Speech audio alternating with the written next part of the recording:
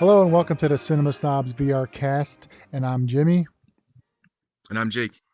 and this is episode 10, featuring the films of the master Senor. Why Senor? He's not even Spanish. Stanley Kubrick. Stanley Kubrick, my man. All right, so Jake, tell me about the films you picked, because this was your choice of these films. Well, first of all, Full Metal Jacket is probably his most Rewatchable film. and it's also arguably, aside from some of his earlier films, his simplest. I think I've seen Full Metal Jacket more than even some of his best films, like A Clockwork Orange in 2001. Mm-hmm. Right? So Full Metal Jacket is very rewatchable. Probably his most modernistic Feeling film, even though it takes place in the 60s, it kind of feels aware of the fact that okay, I can be kind of hip. I'm dealing with younger people. It's not so refined. There's no mid-Atlantic accents, stuff like that. It's real people, immature people. I mean, the main character is literally named Joker. Yeah. It's probably his most modern sort of film. Like even Eyes Wide Shut kind of takes place in a whole atmosphere that isn't really so aware of its time. If you know what I mean. So yeah, that's why I chose Full Metal Jacket just because it's probably his most watchable and it's entertaining. It's a great film, very meaningful. Yeah, no, another thing Yeah. too that I thought about when I was watching Full Metal Jacket again is I was like, this is probably, because he doesn't repeat himself a lot, but this is his 2nd war film, because he did Well, Paths of actually, Glory. it's actually his fourth. War film? If you want to count Barry Lyndon.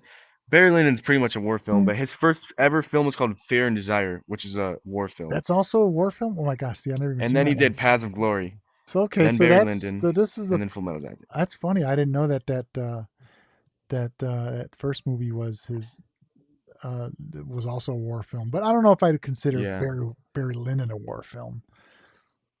Yeah, I mean, it deals with a lot of war. Yeah, that's true. Yeah, it does. But that's just, I guess that's. But I wouldn't call it a war film. It's not a war film, but it's got a lot of war in it. He honestly was obsessed with war. His most obsessive feature that he always wanted to make was Napoleon, and also a film called The Aryan Papers, which was about the Holocaust. But then in the same year, Spielberg made Schindler's List, so he kind of dropped it. Yeah. Yeah. All right, and also Clockwork Orange. So tell me about the Clockwork Orange. Yeah, the reason why I chose A Clockwork Orange just because, one, I know that you haven't seen it in, relatively a long time, and also, I mean, we always last time I watched it was when you first saw it. It was freshman year, 3 years ago. Talked about But I chose this one just because, I mean, it's A Clockwork Orange. There's always a lot to get out of it. There's a lot of subtleties. It's really funny, and Malcolm McDowell, we actually met him, so it's the first time you watching it since you met him. I think that's the first time you met him too, right? Oh yeah. Okay, yeah, that's pretty much why. Yeah. No, well, it just that's it's a great pick because it played really well. We showed it on big screen and had a really good turnout for it, and it was definitely a movie that I haven't revisited in a while, so that was a good choice. And of course, we'll talk about it when we get to it, but there's a lot to unpack in that story, in that whole film, and being relevant. Everything he does just seems to always be relevant. Even Full Metal Jacket, just war in general, unfortunately, will never go away. But very cool. So, okay, before we get into it, and anything that you want to talk about that you watched in the last couple months since our last show? Well, the best film I've seen. Well, first of all, let me talk about this, and it's kind of a confession.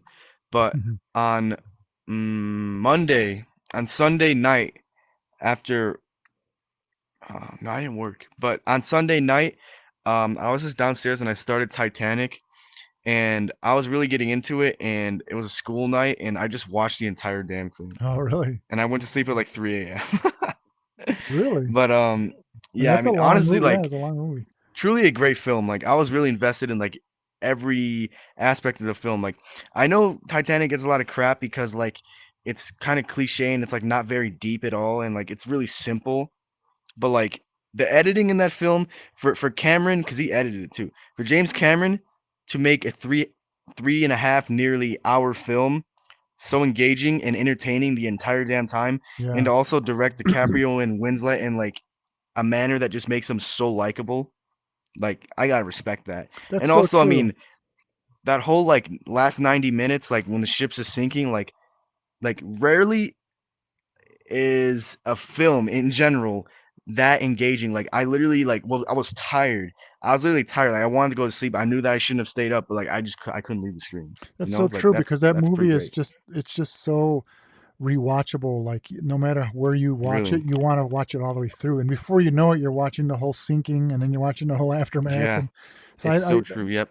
that's true. It's and you know, speaking of that, come back around to Kubrick. It's like I always feel Kubrick's films are the same thing. Like I feel like when I start them, I have to watch it all.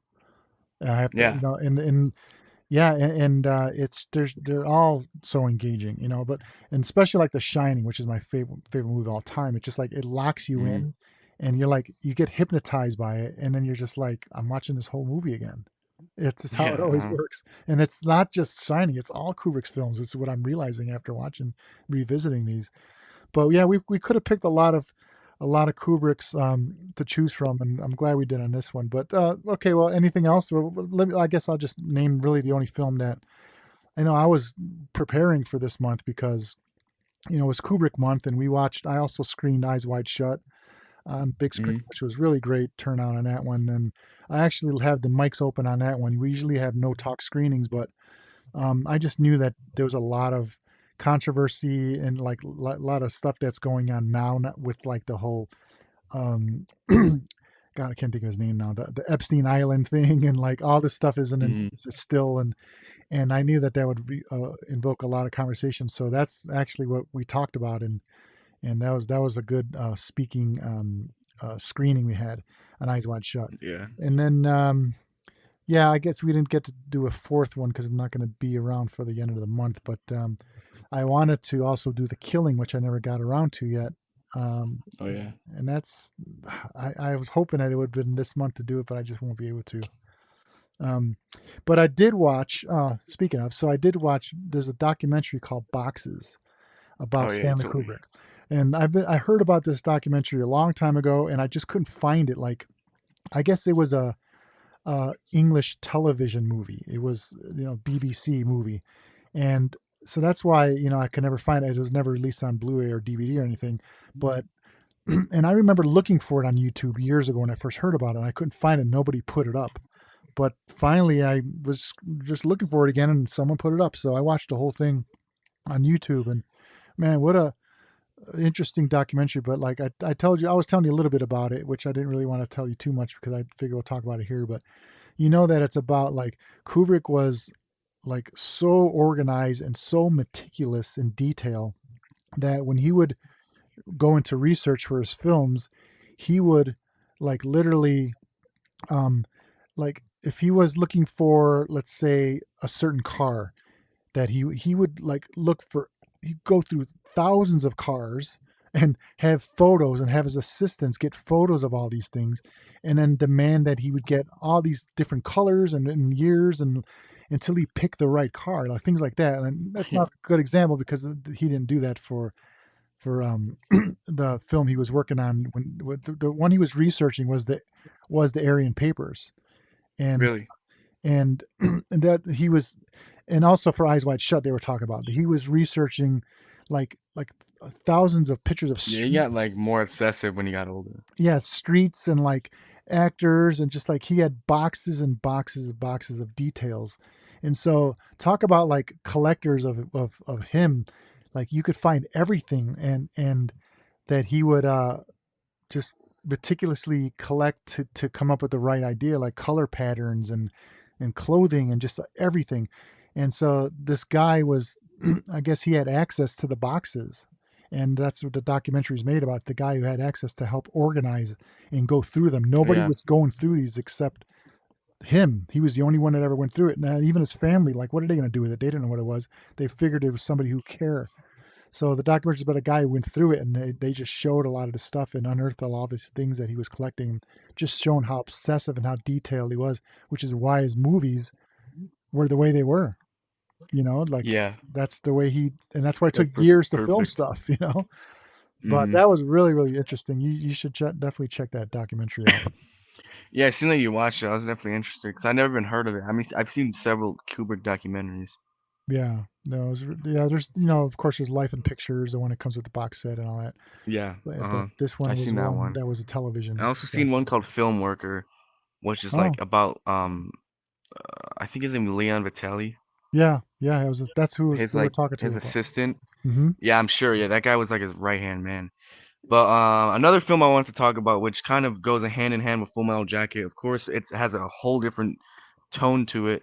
But the new film Warfare, which I've been Yeah, telling you about, which honestly everyone listening should see. It's definitely yeah, gonna be one of the best and most like memorable and unique films of the year. Now, does Warfare do anything new? Um, I mean, narratively, if you look at it from the outside, not really. Like it's just a war film. But I mean, this film is really grounded in reality, and it's pretty hard to watch sometimes. Like, I mean, I watched it with mom, and obviously it affected her a lot, and she yeah, considers it her favorite film ever now. Which yeah, it used to be Titanic, which is funny. We were just talking about that. yeah, And I never thought that would get beat because she loved that film. But yeah, Warfare really affected yeah, her, and I think it would affect a lot of people. It's basically the Iraqi war veterans Saving Private Ryan, and that's over the D-Day scene. You know what? A lot of Saving Private Ryan is really tough to watch, but the D-Day scene is like PTSD yeah. worthy. No, when But you the entire mentioned that, Warfare is PTSD worthy. I was like, oh, that was a really good description of what to expect. When you said Yeah, that it felt like the opening of Save It Private Ryan the whole way through. the And I'm like, oh entire my God, time. I Yeah. can't imagine that because like I never forget when we were in that theater. Me and mom went to see that in the theater, Saving Private Ryan, and opening weekend, and there was like people crying. Like I remember like Yeah. just hearing like sobbing and turning to my side and seeing Oh people. yeah, you can definitely feel like Yeah.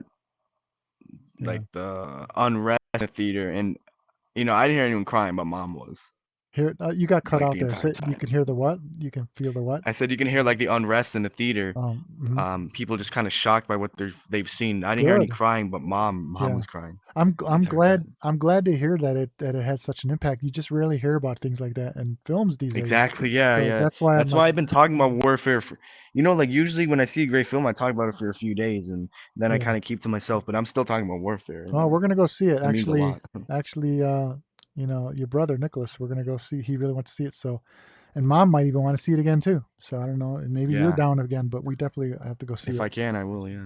Cool.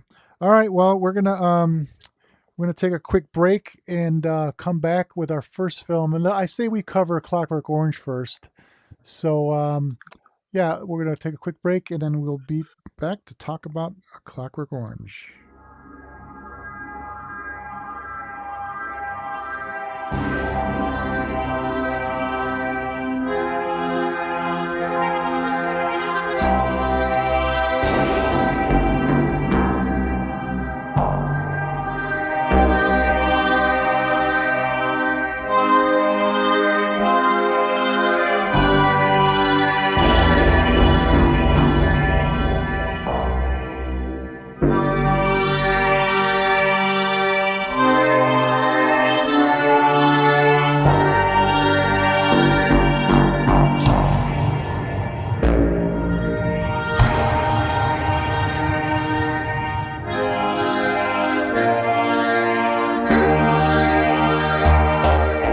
Welcome back. We're going to start by talking about Kubrick's A Clockwork Orange, released in 1971, incredibly ahead of its time. And we see here on the poster, it says, being the adventures of a young man whose principal interests are rape, ultraviolence, and Beethoven. Now, that right there, if you agree, Dad, is pretty much all you got to know about Clockwork Orange. I mean, it's really quirky. Definitely got a black comedy aspect to it. Probably one of the best male performances. I'd say like at least Yeah. top, if you really want to get like critical on it, at least top 25 male performances of all time by Malcolm McDowell, in my opinion. I mean, I truly love it. Yeah. In my opinion, it would be like a top 10, not even gonna lie. But that's what Kubrick does, because I also think that Jack Nicholson in The Shining is also like a top 10 worthy. Yeah. But yeah, I mean, A Clockwork Orange is definitely one of Kubrick's best films. It's a top 10 all time. Well, almost top 10 all time for me. And like I said, it's ahead of its time. It's like kind of like shocking and a little bit disturbing, but also really funny. Like sometimes you'll laugh and feel bad for laughing. But that's obviously the approach here. Yeah, Which Made it X-rated, which Kubrick that's actually true. ended up getting like death threats about this film because apparently it started like an outrage in Britain, like about like the youth like just being like, I don't know, Yeah, yeah. There was rambunctious over there. they were worried in England. They were worried that there was going to be, violence with young people, and I don't, maybe I didn't really. I know I watched something on this, but I believe there was talks about, like, there was stories in the paper of kids that were going around like beating up homeless people and stuff like that, and in England, Yeah, and they were afraid of that spread. They took it out of theaters. They banned it, and it was banned, and I think they banned it in a lot of countries, but I don't think it was banned in America though. But they banned it in a lot of yeah, countries, definitely which of not. course just made it got more publicity and everyone. Notorious, yeah. So this was, obviously I was 1 years old when this came out. Um, but Yeah. I remember hearing about it at a very young age, probably 5, 6, 7, something like that. Just at least hearing that name and seeing this poster, which freaked me out. mm, Just that eyeball, like it freaked me out. The poster was, I mean, he's holding a yeah, knife. It was creepy. Oh yeah. So, but that's what I remember for. But anyway, yeah, revisiting this film for me was the number one thing. You're right. Was the performance by McDowell. I mean, just like Yeah. totally stole the show. I can't Mhm. imagine this movie without him. Um, Oh yeah, no. he played it in such a comedic way too, that like Perfect way, yeah. that it's most of the times you don't want to identify or like a character, like a violent character or a bad guy. So Yeah.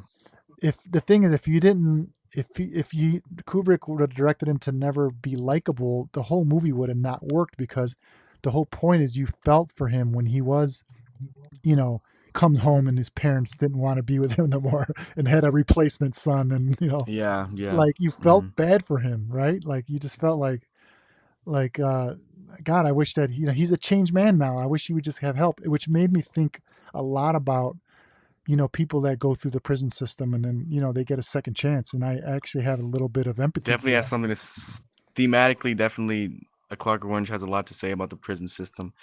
Yeah, And speaking about themes too, it also has a lot to do about like fate and like the decisions you make. Um, but to go hand in hand with like its whole like dark comedy and like satirical aspect, it also has a lot to do about like well, it doesn't really go full circle until the very end, but like when it kind of speaks on like, publicity and like people trying to just make you a headline and stuff like that. yeah, At the very end, of course, like that final shot is all like, the obsession of like scientific revolution in a way. yeah. And definitely that was kind of a fear, especially in the 60s and 70s. Well, it was but also, also yeah. Go ahead. Sorry. Oh, I was just gonna say that, like this film overall, it's like it treats violence kind of as like a game, which is obviously why Kubrick got backlash because it really glorifies violence instead of like calling it awful. Like it calls it awful, but like it's poking fun at it. You know what I mean? Yeah, but it was also a lot to say. I mean, I'm sure at the time, it was early '70s, so like, it there was a lot of this was like before Psycho and before like a lot of other violent movies, obviously. This was that whole changing of the style. Remember, like the whole with Polanski changing the landscape of film from like westerns to like the whole Once Upon a Time in Hollywood thing. So this is another one of those movies that were like we're ruining the youth by what they're watching. And so like 71 was still pretty early for that. yeah, Well, yeah, I but guess you could say American New Wave did that, but like 71 was really early for a film like this, which was like way too avant-garde for the time.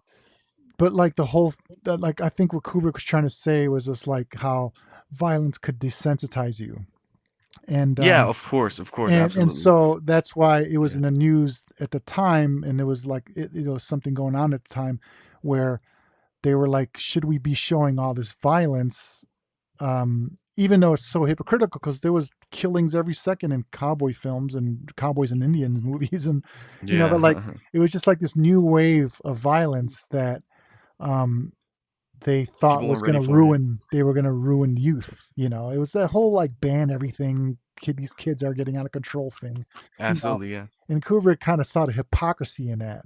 And so he always has a So he political kind of made it statement. in satire. Yes, he made kind of like I Yeah. said, he made fun of it, and literally, Yeah, like the guy's insane, but he listens to Beethoven, which is like the most peaceful and like refined it can get. yeah. So But the that whole kind of is like yeah, ironic. the whole thing is like I wonder what that makes you think. Like what did the whole Beethoven thing like? Was that just because Kubrick liked Beethoven, or did he really have a Kubrick loved meaning? classical Yeah, music, so yeah, maybe, yeah. but definitely it means something. I think it's ironic because he was obsessed with like refined music, but he was a psychopath. Yeah, so You that's know? what it was like to show that he, Yeah. that was the one side of him that It was his that had hope, humanity. that had hope. He Yeah. connected with Uh-huh. with life and people. Absolutely, yeah. So awesome. All right. Well, That's why after that was like his like it was his like breaking point when watching violence. When it was complemented by Beethoven, he kind of seen like, okay, this isn't fitting in, so he kind of freaked out. You know what I mean? right, yeah, yeah. Yeah, I think that's why. Okay. Well, after rewatching this, what would you say? I don't know. What was your original stars? You probably gave it 4 stars, right? It's always been 5. It's It's always been five. It was 5. a 5. Okay. Yeah, Yeah. and it I mean, stays. at one point, it was like my 4th favorite film of all time. Now I think it's like 11. Oh, beautiful. So it stays a 5. Yeah. Oh yeah. Very cool. It's never not gonna be Yeah. 5. Well, for me, I mean, it's nothing really bad to say, but I do, and I did tell you this early on. Like watching it again, it kind of felt like that at the end, it kind of dragged a little bit. Like it went. I can agree with you. Yeah. So like maybe it doesn't play is a perfect movie again for me. But then again, but the first time watching it, I remember I did not think that one moment, right? Because it was like Yeah. I mean, it's a because powerhouse. because freaking his performance, was just enough to like I was drawn into. But like watching it again and again, like in other words, I'm a little desensitized now by the greatness of McDowell, by the greatness of the film. Period. Yeah. So now I'm kind of, if I had to see any fault, it would be that it's dragging a little bit. But like again, that's not really fair to say that after watching it probably 20 times in my life. Yeah. But but as far as the first few watches, it was one of my favorite Kubricks, and it still remains one of my favorite. But I think if I have to knock it down, it would probably be placed under, God, even under Full Metal Jacket, and we'll talk about that when we get there. Yeah.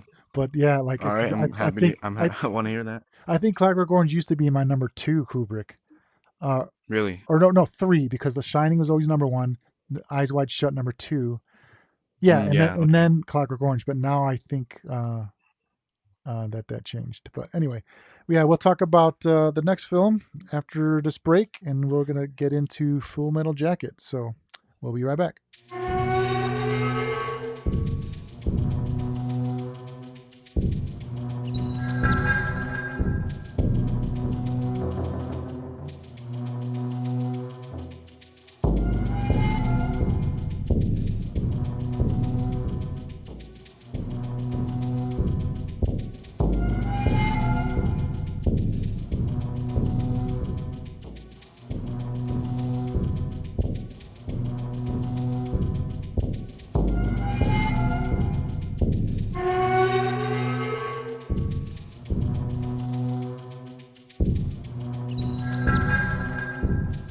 Welcome back. Now we're going to be talking about Kubrick's Full Metal Jacket, released in 1987. It was his second to last film Before he died in 1999.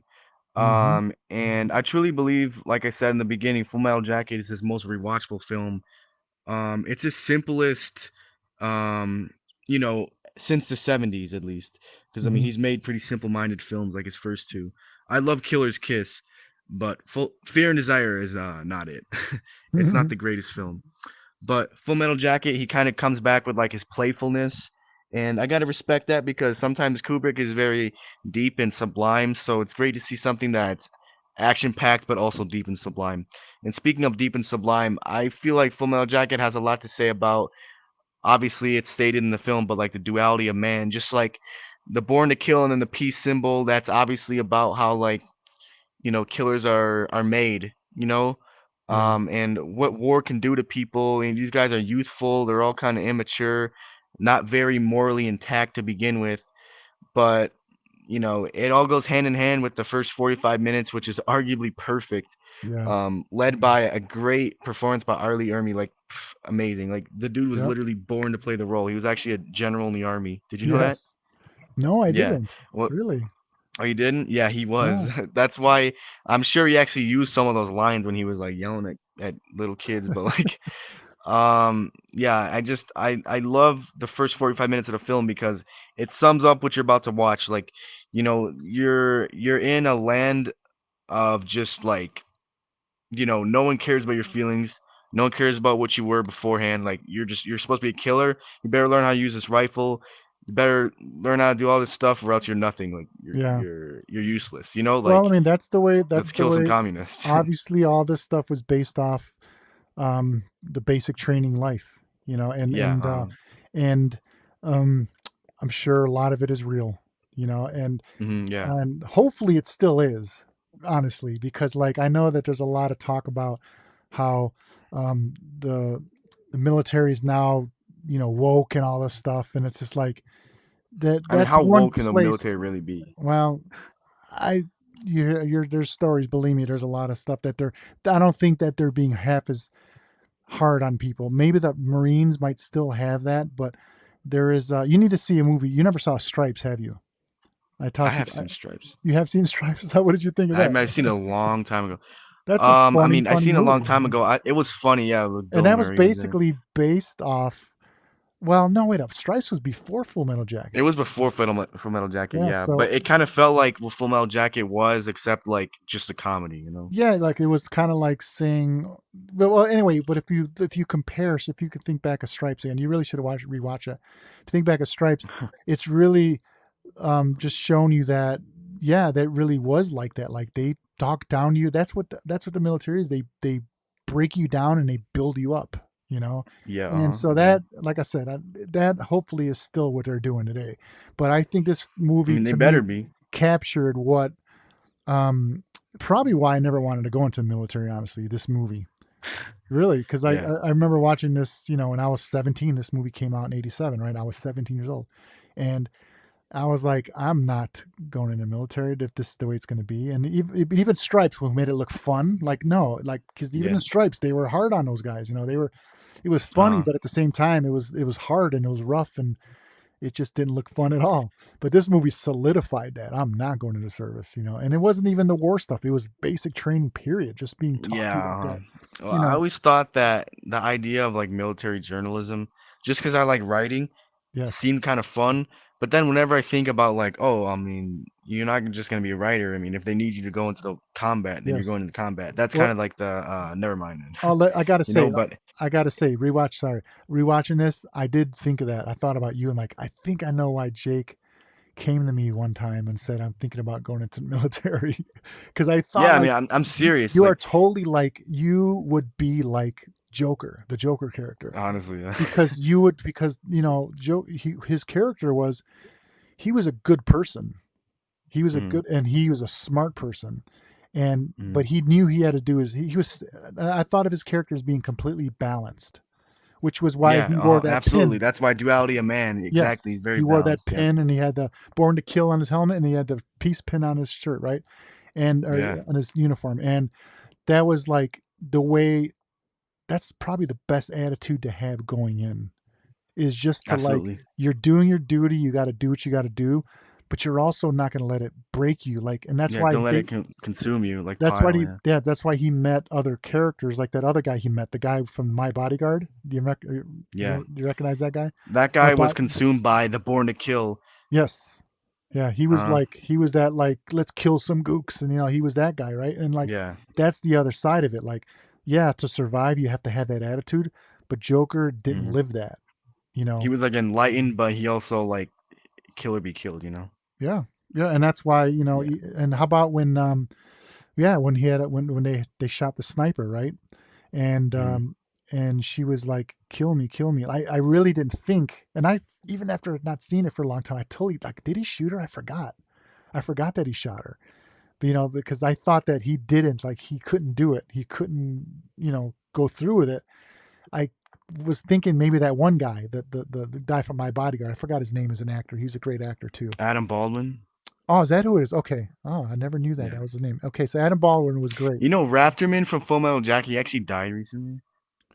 Rafterman. Which one was Like, he again? His friend that was also the photojournalist. Oh, okay, yeah.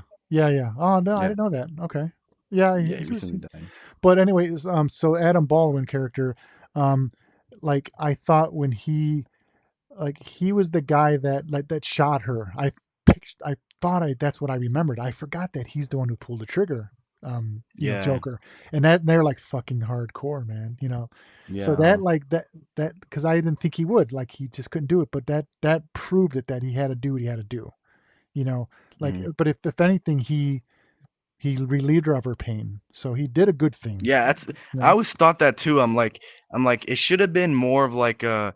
Well, also that would have kind of ruined the point of his character. But like, I always thought like that was a very honorable thing he did. Like he could have. They really could have just left her to die and bleed out, which would have been immoral. Right. But what he did was kind of moral. Like I don't get why they played it as like, wow, he's gonna have the 1,000-yard stare after this one. Like, you know, I kind of thought he did a good thing with that, but at the same time, I mean, that was his first ever kill, and obviously, just by the acting, like his eyes, like he didn't take to it very well. So I mean, honestly, obviously, a great finale for the film. I mean, that whole like sniper sequence with like the slow motion kills and like the blood spray and all. I mean, it's so iconic.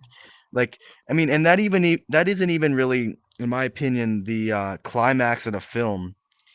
I mean, I guess it is when it comes to the action, but like. I mean, like the most memorable and exciting parts of the film is boot camp. Like, honestly, I rarely, I don't think a film, like an opening act, is ever so distinct from the rest of the film. Like when I think of Full Metal Jacket, I honestly think of boot camp. Right. And I remember you used to watch Full Metal Jacket on the TV, and I would just think to myself, I'm like, oh, I never seen this whole film, but I bet it all takes place in a boot camp. Then I finally watched the film. And then I'm like 45 minutes in, I'm like, what the hell? We're in Vietnam? And like the rest of the film is in Vietnam. I'm kind of missing the boot camp, not gonna lie.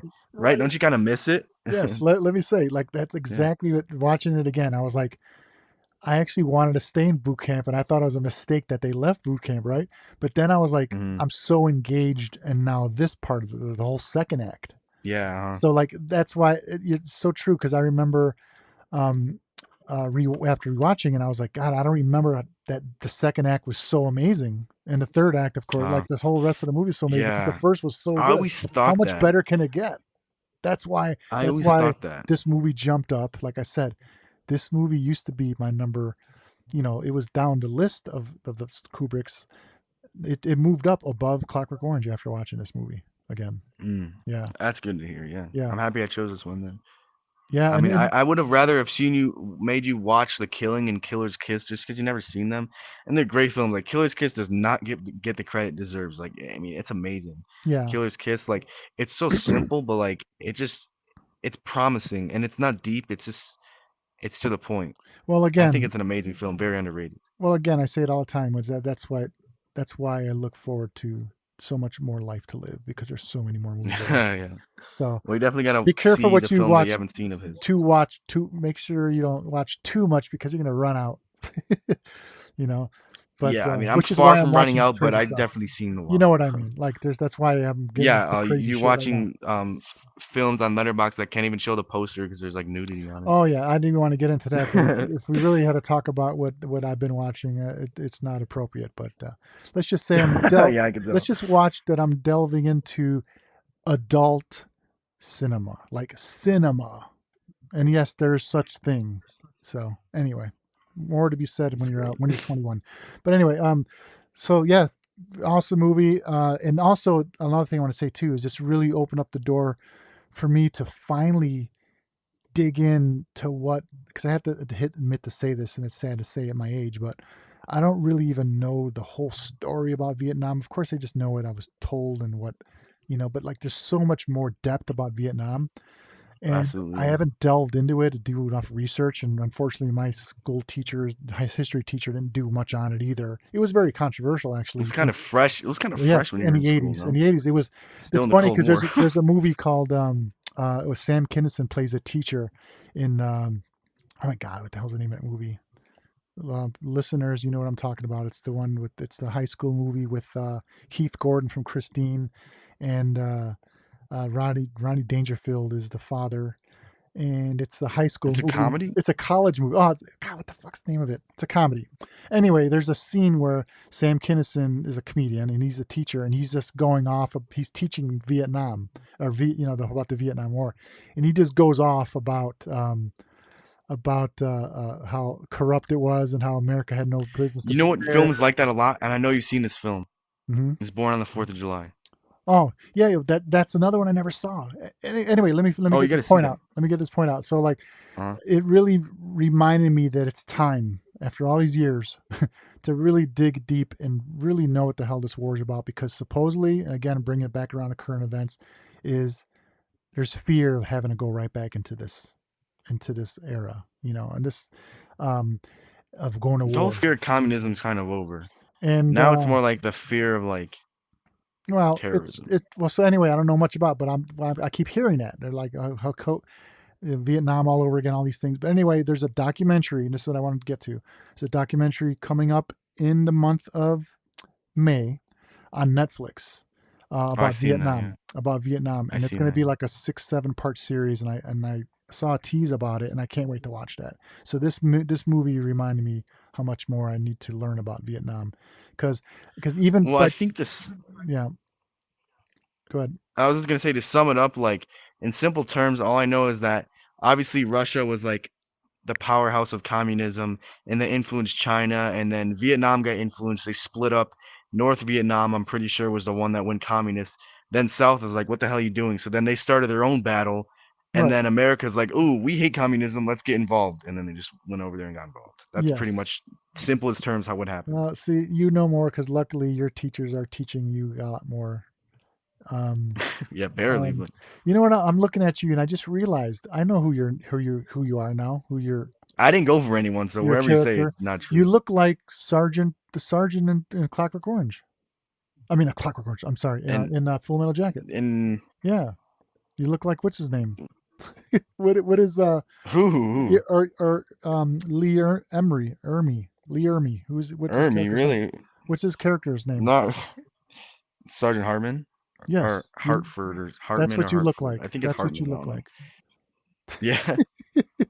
Not really. I don't think so. But it doesn't look like a cowboy. You look more like a sergeant. So, anyway, okay. Well, what we're gonna do is we're gonna take a quick break now. And we're going to come back. Well, I'm sorry. Ratings, we forget all the time. If you were to rate it again today, what is it? What's your rating on this? Okay, so I actually used to give this film 5 stars. I used to. Well, so it went down for you, huh? I remember... No, it didn't go down on this particular viewing.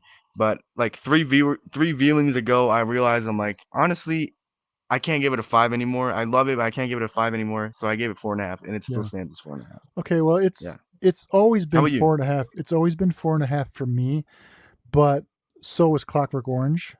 So, like I said, they're equal in rating, but as far as likability and rewatchability, at my age, maybe, I don't know, because maybe I'm just a little burnt out on the whole psychedelic and trippy thing, which I love, but like this movie really speaks to me more.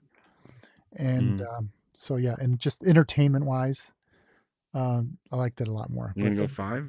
No, like I said, it's the same rating, 4.5. It's just that I would put this one over in my rankings. So, but okay. Anyway, very cool. All right. Well, we're gonna take a quick break, and then we're coming back with what we're doing next month for episode 11, and we're gonna reveal the theme and also a very special surprise. So we'll be right back.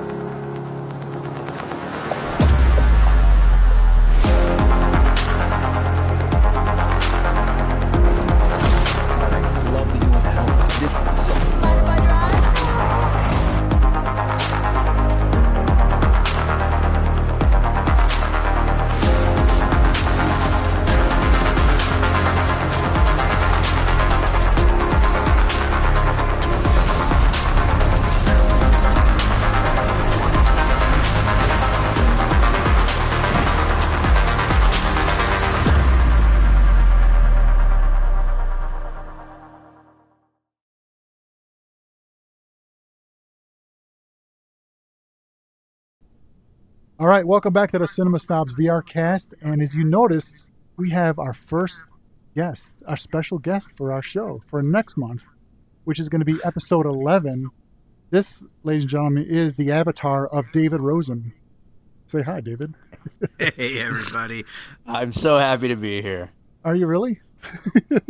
Welcome to I'm in the digital world right now. I'm in a very big movie theater, and it's very exciting. I'm always happy when I'm in a movie theater. Yes, and it's just a new way of, it's a whole new world. And we've been doing our Cinema Snobs VR show every Saturday. And, as you know, we screen it for the world, anyone who wants to jump on.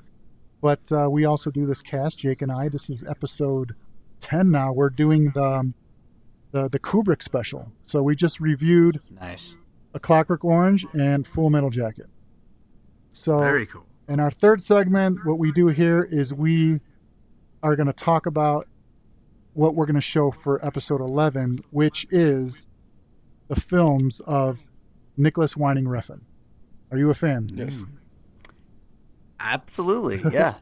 All right, very cool. So we did a little, we stalked your IMDb, or not your IMDb, your Letterboxd, and I told Jake, I go, what has he seen? He goes, he's seen everything, Dad. I don't know what we can pull on him.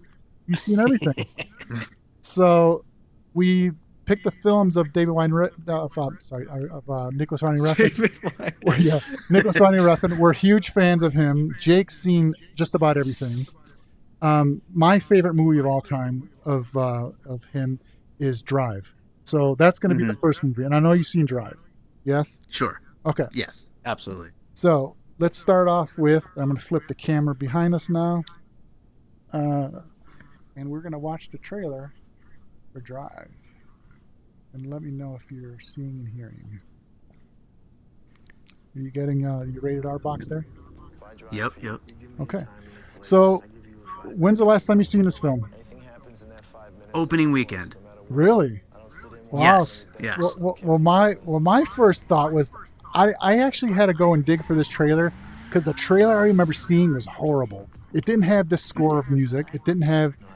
I don't know if this is the original one, but I picked this one because I actually liked this trailer. But there was a trailer I remember seeing when it was first coming out, and I had no cares about seeing this movie because it looked like another Fast and Furious or something. Right. So it was a turnoff. Yeah. Do you remember, what sold you on the film? Was his directing, or was it just the trailer in general, or do you know who the filmmaker was? Well, I didn't know who he was yet when this trailer came out, and I think it was just a movie that had a lot of buzz around it, if I remember correctly, when this came out. Mm-hmm. And everybody was talking about this was like the big, exciting movie that you have to see, and that's why I ended up going to see it. Mm-hmm. I don't even think I was that into Ryan Gosling yet at the time. I didn't really it's seen him in a few things or whatever, but it wasn't a draw necessarily. And so I didn't know that much about it. And I agree, the trailer didn't necessarily do that much for me, but I still went because all the buzz around it. Okay. Mm-hmm. Yeah, because same here. I didn't know who he was either. This was the first film that introduced me to Refn. And after this, I just wanted more, and I went to see a lot of the stuff to follow up. But like I said, this movie was so... It was art house. It was just great cinema, great score. By far, still to this day, one of my favorite scores of all time. And I know you're a composer, and you could agree. Absolutely. This score, especially for this kind of more electronic style score, mm-hmm. is it's just so good. So yeah, that was the draw for me, and I fell in love with him right away. And then the composer was Martinez. Cliff Martinez. Cliff Martinez. Yeah. Right, of Red Hot Chili Peppers fame. So that was what I knew about this film. And when I didn't hear none of that music in the trailer I saw, I was kind of I don't know if I do want to see this. So I didn't go to the theater to see it. I actually waited until I heard otherwise that it actually was a good film. And then I was bummed I didn't see it opening weekend, but that's really cool. All right, now the camera's in front of us, but all right, so that's our first movie. Hopefully you'll be interested in revisiting it and talking. I've been wanting to revisit it for a long time, so this is great. All right, cool. So your review on Letterboxd wasn't the first opening weekend? You know what? Or did you review it later on?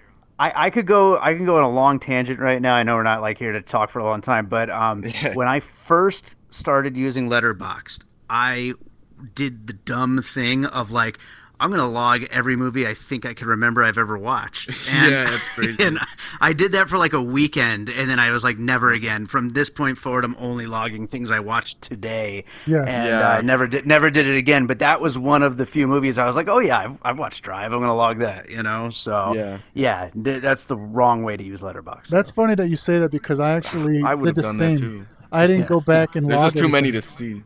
Yeah, exactly. Yeah, you'd be on there forever. But I actually put it. It's in my title too, or in my synopsis or whatever. It says since 2017 is when I started logging and new films. So only first time watches and new releases is how I do it on. That's how I've been doing it. But which doesn't help for someone who's trying to stalk me what I've seen, because it's not all there. Exactly. Yeah. Sure. Same thing with me. Yeah. So all right. So then. Again, hopefully we're right, but let me flip the camera here now. And we're going to watch the second film, and Jake has seen this one, and I haven't. So this was really the perfect excuse for me to see this movie. And this is a Refn film that I'm looking forward to. And again, David, hopefully you haven't seen this one. And even if you have, we'll still talk about it. All right. Do you know it already? Just from the Actually, no. I don't think so. Okay, well... All right, let me raise the volume a little bit. Well, that's Jake. What's his name? I'm losing the track here. What's his name? The actor? Tom Hardy. Tom Hardy. Yeah, Tom Hardy. Yeah. So this movie is called Jake. Spill it. It's called Bronson. Basically, it's about this British prisoner who's like notorious for being super violent and like insane, and it basically just tells a story of his life in kind of like a fantastical sort of way. And just like Drive, it has great music, and it's very Refn-esque, and I think it's one of his best films. Yeah, so this is 2008. And Jake, isn't this his first English-speaking movie before or after his Danish stuff? His first English-speaking film was called Fear X, but this is his first British film. Oh, he shot it in. His own first and only British film, I think. Okay, so I don't know if you know about Refn, but Refn did the whole Pusher trilogy. Have you seen? Didn't you see some of the Pusher films, or no? What's considered the Pusher trilogy? Jake, which are those? Pusher 1, 2, and 3. They're all called Pusher. Oh, they're just called Pusher. Okay, no, yeah. I haven't seen those. Oh, okay, so we were actually going to show one of those, but this is the one. Yeah, that's right. You didn't see those. That's why we were like, we can do those, but this is the one that I really wanted to see out of Refn's, because I didn't see the Pusher trilogy either. I mean, Jake beats me. He 18 years old. He's seen more movies than me, I think. It's crazy. Yeah, he has more time on his hands, I guess. Yeah, you know. But not anymore. So this one, this is another one that claimed a lot of fame. I guess it got, wasn't it at Cannes Film Festival as well? It had to have been. I don't know for sure. Yeah. But yeah, it's called Bronson because his like alter ego is Charles Bronson for some reason. Right. Yeah. Wait, am I wrong? Am I misremembering this, or did Christopher Nolan cast him for Bane because of this movie? I'm not sure, but it would seem like a rational reason to cast him as Bane. Yeah. I would think that. I remember hearing that. I think that'd be a pretty cool idea. Yeah. I mean, he definitely showed some. I mean, I didn't see it, but like I said, just looking at what he's done and like his character, he's beefed up too, man. He got built for. Looks like a monster in this movie. And I've never seen it, so I'm really glad that this is. I'm glad this is the one you picked. I didn't just not log it. I actually have not seen it. So cool. Yeah, and it's been on my watch list for years too. So I'm glad we're gonna get to watch this. Okay, well, we'll see you for episode 11, which will be Nicholas Winding Refn, and we'll talk to you then. So everybody on Big Screen Land, this is David Rosen here, and if you want to, I'll put the little banner under him right here if you want to get a hold of him. If you want to talk a little bit about yourself, about what you do, go ahead. Now's your time. Sure, absolutely. I host the Piecing It Together podcast, which is a podcast that looks at movies through the lens of what movies might have inspired them. And both of these guys have been on my show in my live episodes that I do around Las Vegas at movie theaters. And so, yeah, you can find Piecing It Together wherever you listen to podcasts and at piecingpod.com. I also am a music composer. I compose music for films. I've got albums of instrumental music, all kinds of music out there. You can check out bydavidrosen.com for my music. Awesome. Well, that's why you're here, my friend, because we're looking forward to having you on, and we always have a great time on your show. And we also make a lot of references to piecing it together. A lot of times when we're doing our we do movies, we're always saying, "Hey, you know what a good piece would be?" So that's that's definitely something like a jump the shark term. Hopefully that you trademarked, or I don't know, but that's a good one. A lot of people are using it in cinema world. So, but nice. Very cool, David. Well, thanks again, and we will see you next month. We're looking forward to it, and so hold on to the headset, and we'll do this all again. And we'll do Sounds great. All right. So everybody have a nice month, and we will see you soon.